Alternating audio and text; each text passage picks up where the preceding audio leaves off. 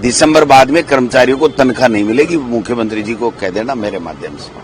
जब मर्जी आए जिसको आप बनाओगे, मतदाता तय नहीं कर पाएंगे कि कौन बनेगा, तो फिर क्या हुआ। तेजस्वी यादव कह रहे हैं कि हम हो सकता है बहिष्कार भी कर दें, तो यहां तक कि नौबत आना, बहिष्कार होना नहीं होना आगे की बात है। और संविधान को ये जिस तरीके से तोड़ रहे हैं, मैं समझता हूं जिस तरीके से संविधान की धज्जियां उड़ा रहे हैं, ये हमारे सबके लिए ठीक नहीं है। मुख्यमंत्री जी तो पर्ची आती है दिल्ली से, वो काम करते हैं। इसके अलावा मुख्यमंत्री जी कोई काम नहीं कर पा रहे हैं, अपने विवेक का कोई इस्तेमाल नहीं कर पा रहे हैं। देखिए, हम कांग्रेस पार्टी और समूचा विपक्ष बार बार कह रहा है कि संविधान बचाने की आवश्यकता है। ये तानाशाही चल रही है, संस्थाओं का दुरुपयोग हो रहा है, संविधान को मानते नहीं हैं, लोकतंत्र को खत्म कर रहे हैं।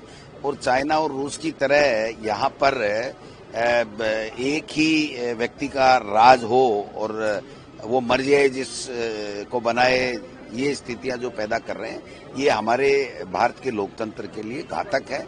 मैं समझता हूं कि जो चल रहा है वो इस देश के लिए बहुत खतरनाक है, बहुत खतरनाक है। बोलने की आजादी छीनी जा रही है, मत देने का अधिकार छीना जा रहा है, मत को चुराया जा रहा है। फिर इस लोकतंत्र का क्या महत्व क्या रहा, बताइए आप। जब मर्जी आए जिसको आप बनाओगे, मतदाता तय नहीं कर पाएंगे कि कौन बनेगा, तो फिर क्या हुआ। तो बिहार में जिस तरीके से हो रहा है, एक बहुत बड़ी बात जो आई है कि तेजस्वी यादव कह रहे हैं कि हम हो सकता है बहिष्कार भी कर दें, तो यहां तक कि नौबत आना, बहिष्कार होना नहीं होना आगे की बात है।